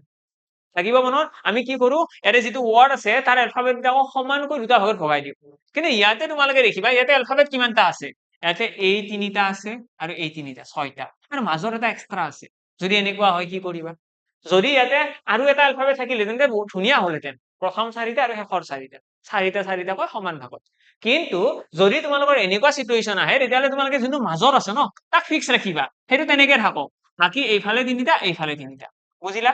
তো এইটো হৈছে আমাৰ এপ্ৰচ আমি কি কৰো সমানকৈ দুটা ভাগত ভগাই দিওঁ ভগোৱা হ'ল এতিয়া তোমালোকে চাবা যে আৰৰ টিৰ লগত কি কানেকশ্যন আছে আৰ এছ টি মানে +2 হৈ আছে হয়নে আৰ এছ টি +2 নেক্সট তোমালোকে চাব লাগে এতিয়া এল আই বি ইহঁতৰ কানেকশ্যন ডাইৰেক্টলি চিৰ লগত আছে নে এলৰ কানেকশ্যন চি আই জে আইৰ কানেকশ্যন আছে আই জে +1 এমৰ কানেকশ্যন কাৰ লগত আছে এল এম এইটো চোন তো বুজি পাই গলো এইটো কি বুলি কয় এইটো কয় একদম টাফেষ্ট লেভেলৰ কুৱেশ্যন বুলি আমি ক'ব পাৰো এইটো খুব টান মেক্সিমামে টান পায় এইটো হৈছে X Y Q R Z A এইটো হৈছে -1 তো ইয়াতে তোমালোকে দেখিবা প্ৰথমতে এলৰ কানেকশ্যন আছে এমৰ লগত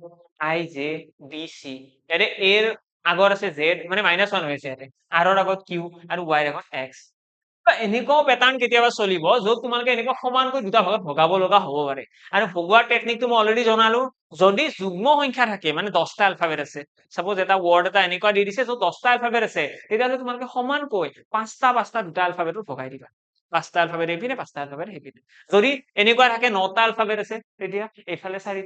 4টা মাজত এটা 9টা এলফাবেট আছে ন 9টা এলফাবেট থাকিলে কি হ'ব 4 4 8 মাজত এটা থাকিব ইয়াতে মই সেইটোৱে কৰিছো 3টা 6টা আৰু মাজত এটা আছে 7টা এলফাবেট আৰু এইখিনিক আমি দেখিলো ইয়াতে +1 হৈ আছে ইয়াতে +2 ইয়াতে -1 হৈ আছে ঠিক আছে ওকে ডান তো এই সেম প্যাটাৰ্ণত তোমালোকে এইটো ট্ৰাই কৰিবা নিজৰ ফালৰ পৰা ট্ৰাই কৰিবা নিশ্চয় এনসাৰ আহিব নেক্সট আহিছো এইটো কুৱেশ্যন গোল এটা গোল শব্দটোৰ কাৰণে কি হ'ব গোল শব্দটোৰ কাৰণে ইয়াতে আমাক কি দিয়া আছে নাম্বাৰ মানে এনেকুৱা নহয় যে এক্সামত সদায় আমাক কোনোবা এটা কোডিং ডিকোডিঙৰ ৱৰ্ডৰ সলনি ৱৰ্ডেই দিব কেতিয়াবা ৱৰ্ডৰ সলনি কি দিব ৱৰ্ডৰ সলনি কেতিয়াবা নাম্বাৰো দিব তো নাম্বাৰৰ কাৰণে অলপমান ৰেডি থাকিবা এতিয়া নাম্বাৰৰ কাৰণে ৱৰ্ডৰ সলনি যে নাম্বাৰ দিয়ে সেই নাম্বাৰ সলভ কৰা তো একদমেই ইজি হয় জাস্ট তোমালোকে কৰিব কি লাগে মেথডটোৰ ওপৰত গুৰুত্ব দি আছো মই মেথডটো ভালদৰে শুনি লোৱা তোমালোকে ইয়াতে যিকেইটা ৱৰ্ড আছে ন যিকেইটা এলফাবেট আছে সেই এলফাবেট কেইটা নাম্বাৰ কেইটা লিখি ল'বা মানে জিৰ কাৰণে কি লিখে তো তোমালোকে এইকেইটা যেতিয়া চেক কৰিবা তোমালোকে দেখিবা জিৰ কাৰণে আমি 7 লিখো ওৰ কাৰণে আমি লিখো 15 তো এৰ কাৰণে আমি লিখো 1 আৰু এলৰ কাৰণে আমি লিখো 12 মানে ইয়াতে যিকেইটা নাম্বাৰিং আছে সেই নাম্বাৰ কেইটা ইয়াতে লিখা আছে বেলেগ একো নাই তো গোটেইকেইটা নাম্বাৰ এনেকে লিখা আছে তো আলটিমেটলি এইটো নোৱাৰিবা জানো নিশ্চয় পাৰিবা তো আমি এক্সামত মই আকৌ এবাৰ ৰিপিট কৰিছো এক্সামত যেতিয়া কোনোবা এটা কোডিং ডিকোডিঙৰ কুৱেশ্যনত এটা ৱৰ্ডৰ সলনি যদি ইয়াতে নাম্বাৰ আছে তেতিয়াহ'লে তোমালোকে ইয়াৰে নাম্বাৰ কেইটা প্ৰথমতে লিখি ল'বা লিখি লোৱাৰ পিছত তোমালোকৰ এনসাৰ আহিবই একদম চিন্তা কৰিব লগা নাই এনেকুৱা নহয় যে অকল সদায় ইয়াতে নাম্বাৰ কেইটা এনেকৈ লিখি দিব বেলেগো আহিব পাৰে তো বেলেগটো মই দেখাই দিছো এইটো এনেকুৱাও হ'ব পাৰে যে গোল শব্দটোৰ কাৰণে 17 দি দিলে এতিয়া এই 17টো কেনেকৈ আহিল তো 17টো তোমালোকে মন কৰিলে দেখিবা এই 17টো আহিছে ইয়াতে থকা গোটেইকেইটা নাম্বাৰ যোগ কৰি পেলাই চোৱা 7 8 9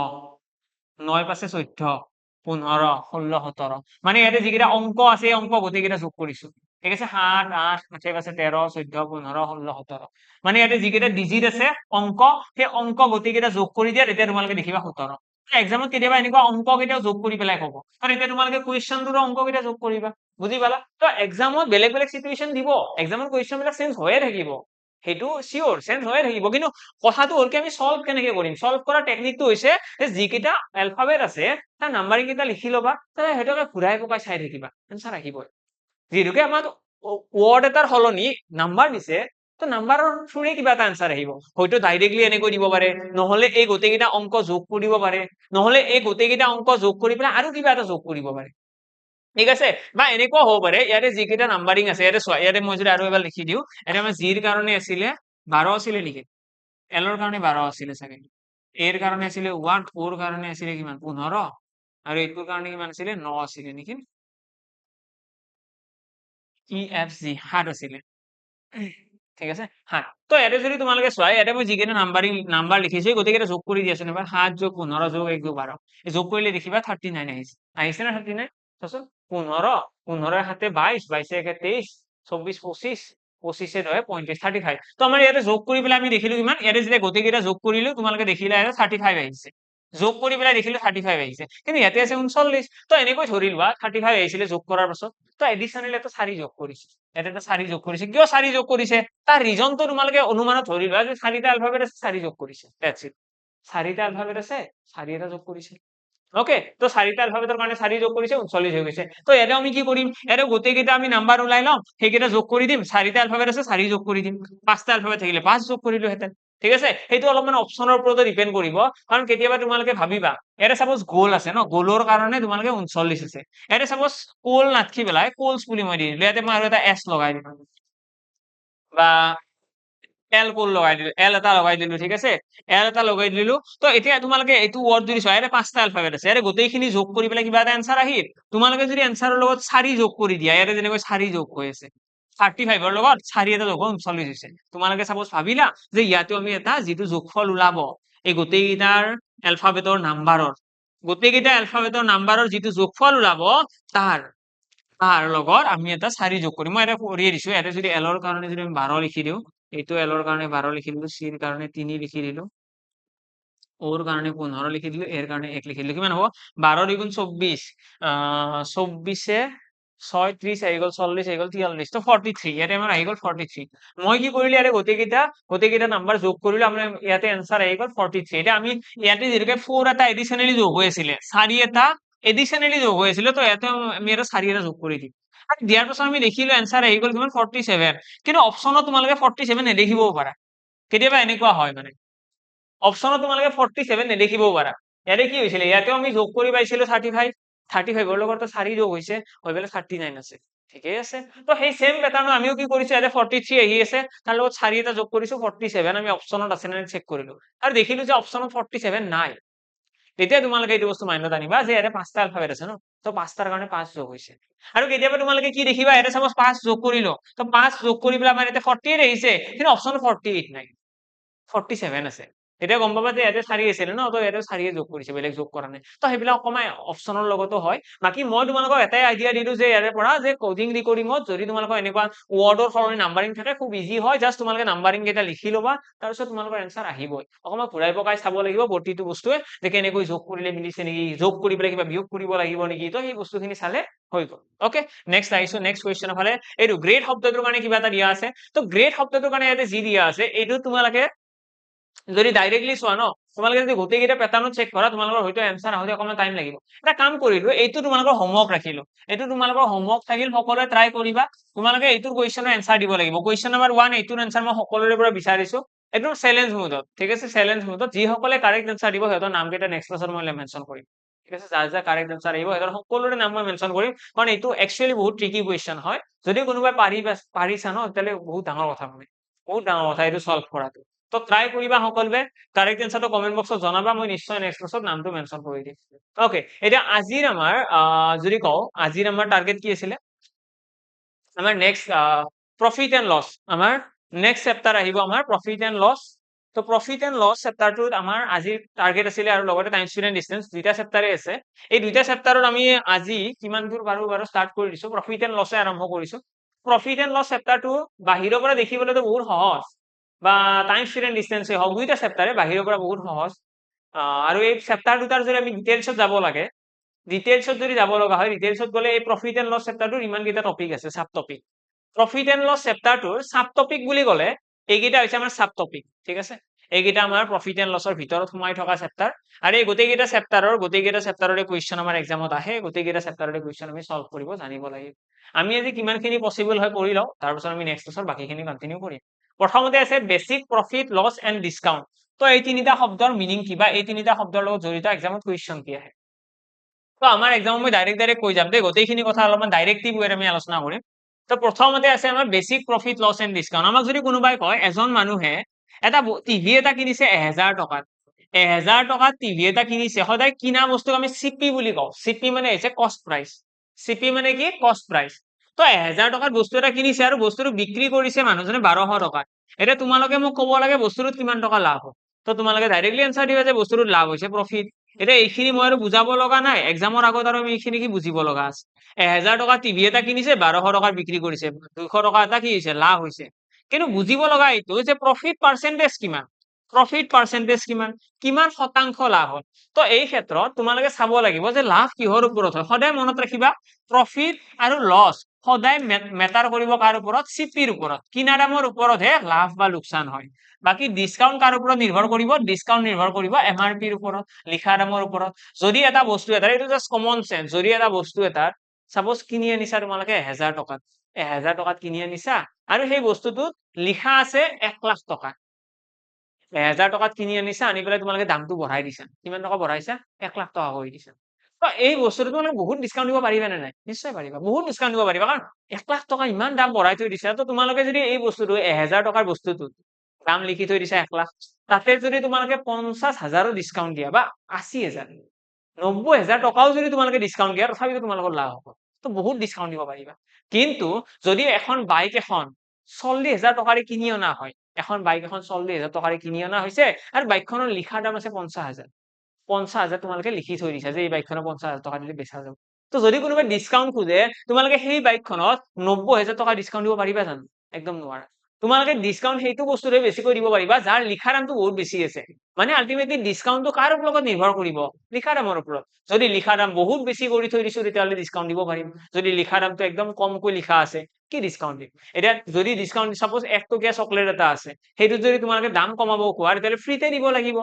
তো লিখা দাম বহুত কম, তো তাত ডিসকাউন্ট নচলিবই। ডিসকাউন্ট কিহৰ দিব? যদি কোনোবা এটা বস্তুৰ দাম 10 কোটি টকা লিখা আছে, হয় না? জাষ্ট এক্সাম্পল, 100 টকাৰ চাৰ্ট এটাতো ডিসকাউন্ট দিব পাৰি, 5 টকা এটা কমাই দিলে বোলে। বাৰু, তো ইয়াতে আমাৰ চিপি আছে 1000 টকা, এছপি আছে 1200 টকা, লাভ হৈছে 200 টকা। যদি প্ৰফিট পাৰ্চেন্টেজ বুলি কয়, আমি কি মনত ৰাখিম? প্ৰফিট সদায় কিনা দামৰ ওপৰত হ'ব। মানে কিনা দাম আছিলে 1000 টকা, হয়নে? ইয়াৰে ওপৰতহে লাভ হ'ব। ঠিক আছে? 1000 টকাৰ ওপৰত কিমান লাভ হৈছে? 200 টকা লাভ। আমি সদায় যেতিয়া পাৰ্চেন্টেজ উলিয়াব লাগে ন, মনত ৰাখিবা পাৰ্চেন্টেজ উলিয়াব লগীয়া হলে এটা ভগ্নাংশ লিখিব লাগে আৰু পূৰণ 100 কৰিব লাগে। এইটো হৈছে পাৰ্চেন্টেজ উলিওৱাৰ একদম ইউনিভাৰ্চেল মেথড বুলি ক'লেও ভুল নহয়। পাৰ্চেন্টেজ উলিয়াবলৈ হলে এটা ভগ্নাংশ লিখিব লাগে, পূৰণ 100। এই ভগ্নাংশটোত কি লিখিব লাগে? ভগ্নাংশটোৰ তলত লিখিব লাগে যাৰ তুলনাত হৈ আছে। ভগ্নাংশটোৰ তলত, অৰ্থাৎ ডিনোমিনেটৰ, ডিনোমিনেটৰ কি হ'ব? যাৰ তুলনা, যাৰ ৰেসপেক্টত হৈ আছে। আৰু নিউমাৰেটৰ কি হ'ব? যাৰ কথা কৈ আছে। এতিয়া ইয়াতে যদি মন কৰা, ইয়াতে কৈছে প্ৰফিটৰ কথা, প্ৰফিট পাৰ্চেন্টেজ। তো আমাক লাভৰ কথা কৈ আছে, তো সেইকাৰণে ওপৰত কি লিখিছো? লাভটো লিখিছো, 200 টকা লাভ। লাভ কিহৰ ওপৰত হয়? লাভ হয় কিনা দামৰ ওপৰত। সেইকাৰণে 1000 টকাৰ ওপৰত 200 টকা লাভ। 1000ৰ ওপৰত যদি 200 টকা লাভ হয়, তেতিয়াহ'লে ইনটু 100 হ'ব নে নাই? হ'ব, কাৰণ পাৰ্চেন্টেজ উলিয়াব গৈ আছো ন। তো ইয়াতে তোমালোকে 0000 কাট কৰি দিয়া, আৰু এটা 0 কাট হ'ল, তো 20% আমাৰ এনসাৰ আহি গ'ল। অৰ্থাৎ 20% কি হৈছে? মানুহজনৰ লাভ হৈছে। ওকে, তো মানুহজনৰ লাভ হৈছে 20%। বাৰু, এতিয়া এইটো হৈছে প্ৰফিট। এই সেম প্ৰসেসত তোমালোকে লসও উলিয়াব পাৰিবা, সেম প্ৰসেসত ডিসকাউন্টও উলিয়াব পাৰিবা। যদি কোনোবাই কয় যে 1000 টকাত কিনি পেলাই মানুহ এজনে 700 টকাত সেল কৰিছে, 700 টকাত কি কৰিছে? বিক্ৰী কৰিছে। তো কি হ'ব? 1000 টকাত কিনিছে, 700 টকাত বিক্ৰী কৰিছে, মানে কি হ'ল? লোকচান হ'ল। তো কিমান টকা লোকচান হৈছে? 300 টকা লোকচান। যদি লস পাৰ্চেন্টেজ উলিয়াব দিয়ে, সেই একেখিনি কাম, এটা ভগ্নাংশ লিখিবা ইনটু 100। এই যিটো ভগ্নাংশ আছে, ফ্ৰেকশন আছে, ফ্ৰেকশনটো তলত কোন আহিব? লাভ আৰু লোকচান সদায় হ'ব কিনা দামৰ ৰেসপেক্টত, অৰ্থাৎ কিনা দাম আহিব তলত, কিন্তু ওপৰত কি আহিব? লোকচান। লোকচান কিমান হৈছে? যেতিয়া 1000 টকাত কিনি পেলাই 700 টকাত বিক্ৰী কৰিব, 300 টকা এটা আমাৰ লোকচান হ'ব। ঠিক আছে? 300 টকা এটা লোকচান হ'ব, অৰ্থাৎ 00 কাট কৰি দিলো, 30% আমাৰ এনসাৰ আহি গ'ল। অৰ্থাৎ 30% হৈছে মানুহজনৰ টোটেল লস। ক্লিয়াৰ? 30% মানুহজনৰ লোকচান। এটা ঠিক তেনেদৰে ডিসকাউন্টৰ কথা ক'লে কি হ'ব? ডিসকাউন্টত যদি আমাক কৈ দিয়ে যে এজন মানুহে এটা বস্তু এটা 2000 টকা লিখা দাম আছিলে, 2000 টকা আছিলে বস্তুটোৰ এমআৰপি, এমআৰপি আছিলে 2000 টকা, আৰু সেই বস্তুটোৰ মানুহ এজনে 400 টকা এটা ডিসকাউন্ট দি দিলে। 400 টকা কি দি দিছে? ডিসকাউন্ট দি দিছে। এতিয়া তোমালোকে ক'ব লাগে যে মানুহজনে কিমান শতাংশ ডিসকাউন্ট দিলে, এইটো কোৱেশ্চন। তো এনেকুৱা কুৱেশ্চন আহিব আমাক, য'ত ক'ব মানুহজনে কিমান শতাংশ ডিসকাউন্ট দিলে। তো কি কৰিব লাগে? যদি ডিসকাউন্ট পাৰ্চেন্টেজৰ কথা কয়, তোমালোকে সিম্পলি এমআৰপি, চোৱা ডিসকাউন্ট পাৰ্চেন্টেজ উলিয়াব দিছে ন, পাৰ্চেন্টেজ উলিয়াবৰ কাৰণে কি কৰিম? প্ৰথমতে ৰেসপেক্ট, কাৰ তুলনাত? ডিসকাউন্ট সদায় দিয়া হয় লিখা দামৰ তুলনাত। লিখা দাম আছে 2000, কমাই কিমান দিছে? 400 টকা কমাই দিছে, মানে ওপৰত 400 ইনটু 100 হৈ গ'ল এনসাৰ। তো 00 কাট খাই দিয়ে গ'ল, ইয়াতে আকৌ এটা 0 কাট খাই গ'ল, 2 দিয়ে 40 কাটিলে 20%, অৰ্থাৎ 20% কি দিছে? ডিসকাউন্ট দিছে। ডিসকাউন্ট কিমান পাৰ্চেন্ট? 20%। এতিয়া এইটো কুৱেশ্চনৰে আৰু এটা ৰূপ আছে, আৰু এটা আমাৰ ৱে আছে এইটো কুৱেশ্চন মোৰ দিয়াৰ। এনেকুৱা আমি এই কুৱেশ্চনটো কৰিব পাৰিলো হেঁতেন, বা এনেকুৱা এক্সামত দিব পাৰে যে এটা বস্তু এটা লিখা দাম আছে 2000, যদিহে সেই বস্তুটো 1600 টকাত বিক্ৰী কৰা হয়, তেতিয়াহ'লে কিমান পাৰ্চেন্ট ডিসকাউন্ট দিয়া হয়? বুজি পালা? একেখিনিয়ে কথা। আমাক যদি কয় এটা বস্তু এটা লিখা দাম আছিলে 2000 টকা, তাৰ পৰা টকা বিক্ৰী কৰা হ'ল, 2000 টকা লিখা দাম আছিলে 1600 টকাত বিক্ৰী কৰা হ'ল, তো কিমান শতাংশ ৰেহাই দিলে? তো আমি কি কৰিম, আমি চাম যে কিমান টকা কমাই দিছে। তো 2000 টকাত লিখা আছিলে 1600 টকা বিক্ৰী কৰি 400 টকা কমাই দিছে। তো 400 টকাটো হৈছে ডিছকাউণ্ট। পাৰ্চেন্টেজ উলিয়াবলৈ হ'লে কি এটা ভগ্নাংশ লিখিব লাগিব। ভগ্নাংশ 100, ভগ্নাংশৰ তলত আহি গ'ল 2000 কাৰণ যাৰ ৰেচপেক্টত হৈ আছে, আৰু লগতে ওপৰত কোন আহিব 400 যিমান টকা ডিছকাউণ্ট দিছে। ওকে ডান, এইখিনি হৈছে আমাৰ basic profit loss and discount. তো basic profit loss and discount ইয়াতকৈ বেছি আমি আলোচনা কৰাৰ কোনো কাৰণ নাই বা কোনো বেছি প্ৰয়োজনো নাই। এক্সামত এনেকুৱা ধৰণৰ কুৱেশ্যন খুব কমেই আহিব, নাহেই বুলি ক'লেও ভুল নহয়। নেক্সট যদি আমি চাওঁ, ইয়াৰে পাছত আমাৰ কি আহিব, ইয়াৰে পাছত আমাৰ আহিব CP equal SP concept. CP equal SP concept কি হয়? এতিয়া এই কনচেপ্টটোৰ কুৱেশ্যন এক্সামত আহিব। এইটো কি কয় আমাক, এইটো কষ্ট প্ৰাইচ আৰু চেলিং প্ৰাইচ সেম বুলি কয়। কষ্ট প্ৰাইচ আৰু চেলিং প্ৰাইচ সেম বুলি নকয়, ইকুৱেল বুলি কয়। ঠিক আছে, কষ্ট প্ৰাইচ আৰু চেলিং প্ৰাইচ ইকুৱেল। কেনেকুৱা কুৱেশ্যন? আমাক ক'ব এজন মানুহে বা এজন দোকানীয়ে 25খন কিতাপৰ বেচা দাম 25খন কিতাপৰ বেচা দাম 20খন কিতাপৰ কিনা দামৰ সমান, এনেকুৱা কুৱেশ্যন দিয়ে। 25খন কিতাপৰ বেচা দামটো 20খন কিতাপৰ কিনা দামৰ সমান, তেতিয়াহ'লে দোকানীজনৰ হোৱা লাভ বা লোকচানৰ হাৰ উলিয়াব। তো এনেকুৱা কুৱেশ্যন আমাৰ এক্সামত আহে। ঠিক আছে, তোমালোকে কনচেপ্টটো শুনি যোৱা দেই, ভালদৰে শুনি যোৱা, বুজিবলৈ চেষ্টা কৰা। এক্সামত কুৱেশ্যন মই যি কৈ আছো সেইটোৱে আহিম, মই যিখিনি ক'লো সেইটোৱে। If the cost price of if the selling price of 25 books is equal to the cost price of 20 books, then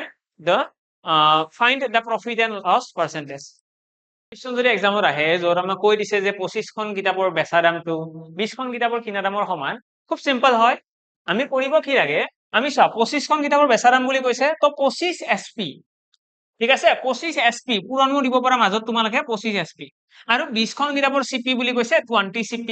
হ'ল। এতিয়া এই দুটা বস্তু সমান বুলি কৈছে নে নাই কুৱেশ্যনত? সমানত লিখি দিয়া, হৈ গ'ল। এতিয়া তোমালোকে SP আৰু CP ৰ জাষ্ট তোমালোকে ৰেচিঅ' উলিয়াব লাগে, অনুপাত। তো 5ৰে এইটো কাটি দিয়া 5 বাৰ, 5ৰে এইটো কাটি দিয়া 4 বাৰ। দেন তোমালোকে ইয়াতে যদি ৰেচিঅ' উলিয়াবলৈ ট্ৰাই কৰা, চেলিং প্ৰাইচ ডিভাইডেড বাই কষ্ট প্ৰাইচটো এইপিনে লৈ আনা, তো CP হৈ গ'ল। লগতে 5টো ইয়াতে হৈছে পূৰণ, এইপিনে গ'লে কি হ'ব, হৰণ হ'ব, অৰ্থাৎ 4/5। তো এইটো হৈ গ'ল আমাৰ কষ্ট প্ৰাইচ আৰু চেলিং প্ৰাইচৰ অনুপাত। অৰ্থাৎ বস্তুটোৰ বেচা দাম হৈছে 4 টকা আৰু কিনা দাম হৈছিলে কিমান, 5 টকা। তো যিটো বস্তু 5 টকাত কিনিছিল, বিক্ৰী কিমানত কৰিছে, 4 টকাত। চোৱা, চেলিং প্ৰাইচৰ সন্মুখত যোনটো আছে সেইটো হৈছে চেলিং প্ৰাইচ, কিনা দামৰ সন্মুখত যিটো আছে সেইটো হৈছে কিনা দাম। তো 5 টকাত কিনি পেলাই যদি 4 টকাত বিক্ৰী কৰে কি হ'ব,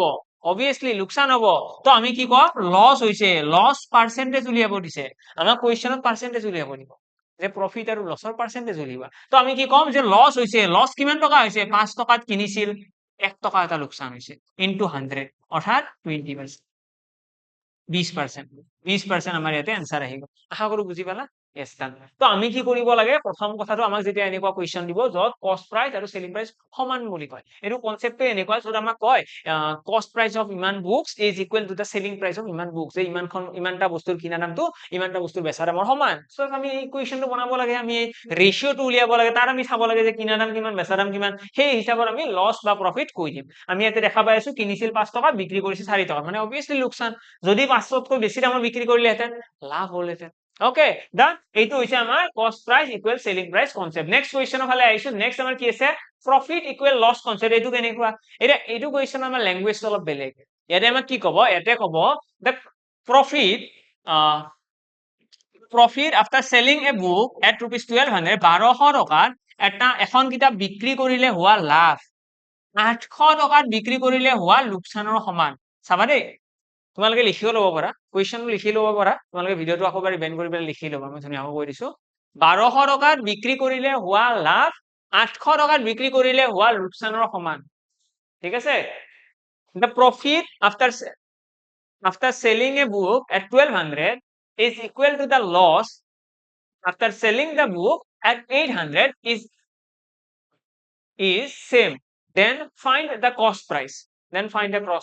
তো আমাক এইটো কুৱেশ্যন আমাক সদায় CP উলিয়াব দিব, সদায় CP আমাক কিনা দাম উলিয়াব দিব। আমাক ক'ব যে 1200 টকাত বিক্ৰী কৰোঁতে যিটো লাভ হৈছে সেইটো 800 টকাত বিক্ৰী কৰিলে হোৱা লোকচানৰ সমান। তো আমি প্ৰথমতে ইয়াতে প্ৰফিট উলিয়াব লাগিব। প্ৰফিট কেনেকৈ উলিয়াই, লাভ কেনেকৈ উলিয়াই, তো লাভ উলিয়াবলৈ হ'লে আমি সকলোৱে জানো, লাভ উলিয়াবলৈ হ'লে বেচা দামৰ পৰা কিনা দামটো বিয়োগ কৰিব লাগে। লাভ উলিয়াবলৈ হ'লে বেচা দামৰ পৰা কিনা দাম বিয়োগ, আৰু লোকচান উলিয়াবলৈ হ'লে কিনা দামৰ পৰা বেচা দামটো বিয়োগ। হয়নে সকলোৱে জানা এতিয়া মই যদি তোমালোকক কওঁ তোমালোকৰ এটা মোবাইল এটা আছে সেই মোবাইলটো তোমালোকে কিনিছা ৩,০০০ টকাত আৰু বিক্ৰী কৰিলা ৪,০০০ টকাত তো লাভ হল নে লোকচান হল ফাৰ্ষ্ট কথা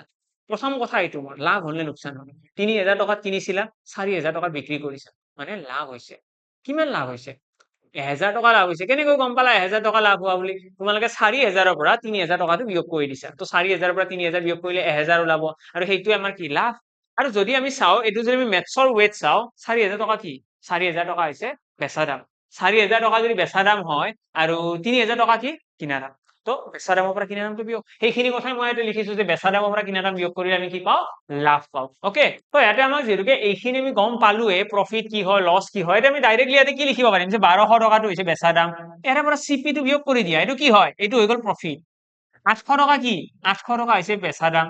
তো চিপিৰ পৰা এইটো বিয়োগ কৰি দিয়া তেতিয়া কি পাম এইটো হল লোকচান মানে আলটিমেটলি কথাটো এইটো হৈছে লোকচান আৰু এইটো হৈছে লাভ তো এই দুয়োটা বস্তু সমান বুজি পালা ইকুৱেশ্যনটো কেনেকৈ আহিব এই ইকুৱেশ্যনটো বনাব জানিব লাগে আমাক যেতিয়া ক'ব ন যে ইমান টকাত বিক্ৰী কৰিলে হোৱা লাভ ইমান টকাত বিক্ৰী কৰিলে হোৱা লাভ তো লাভ কেনেকৈ উলিয়াই সেলিং প্ৰাইচ মাইনাছ কষ্ট প্ৰাইচ লছ কেনেকৈ উলিয়াই কষ্ট প্ৰাইচ মাইনাছ সেলিং প্ৰাইচ এতিয়া এই দুয়োটা যেতিয়া সমান হ'ব ইয়াৰে পৰা আমি যেতিয়া ইকুৱেশ্যনটো সলভ কৰি আমি দেখিম 2CP ইকুৱেল কিমান হ'ব ২০০০ আৰু ইয়াৰে পৰা তোমালোকে দেখিবা CP ইকুৱেল কিমান হ'ব ১,০০০ টকা এতিয়া যদি মই এটা শৰ্ট ট্ৰিক দিবলৈকে যাওঁ শৰ্ট ট্ৰিকটো হ'ব এনেকুৱা যদি কোনোবা এটা কুৱেশ্যনত প্ৰফিট আৰু লছ সমান বুলি কয়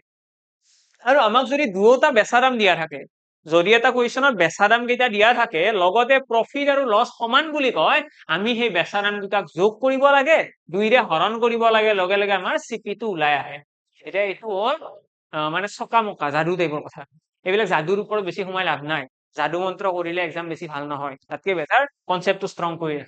এইটো দুটা সেলিং প্ৰাইচ দিয়া থাকিলে যোগ কৰি দুইৰে হৰণ কৰিব লাগে এইবিলাক ফাল্টু কথা তাতকে তোমালোকে এইখিনি কেনেকৈ সলভ কৰিবা ইয়াতে দেখিবা যে দুইৰে হৰণ হয় কিয় যোগ হৈছে তোমালোকে এইটো দেখিয়ে আছা কিয় যোগ হৈছে কিন্তু এইটো বুজি থলে কি হয় কনফিউজন নাহে আদাৰৱাইজ এক্সামত যাদু কৰি থাকিব লাগিব ওকে নেক্সট আহিছে নেক্সট কুৱেশ্যনৰ ফালে ইয়াৰে পাছৰ কুৱেশ্যন কি আছে ওকে নেক্সট আমাৰ আছে ইয়াতে চিপি সেম কনসেপ্ট চিপি সেম কনসেপ্ট কি হয় কষ্ট প্ৰাইচ সেম কনসেপ্ট বুলি ক'লে ইয়াতে আমাৰ কি হ'ব কিছুমান কুৱেশ্যন এনেকুৱা থাকিব য'ত আমাক ক'ব এজন দোকানীয়ে 5টা মোবাইল কিনিছে ঠিক আছে এজন দোকানীয়ে 5টা মোবাইল কিনিছে সেই 5টা মোবাইলৰ এটা মোবাইলত দোকানীজনৰ 10% প্ৰফিট হৈছে এটা মোবাইলত 10% লাভ আন এটা মোবাইলত 20% লাভ হৈছে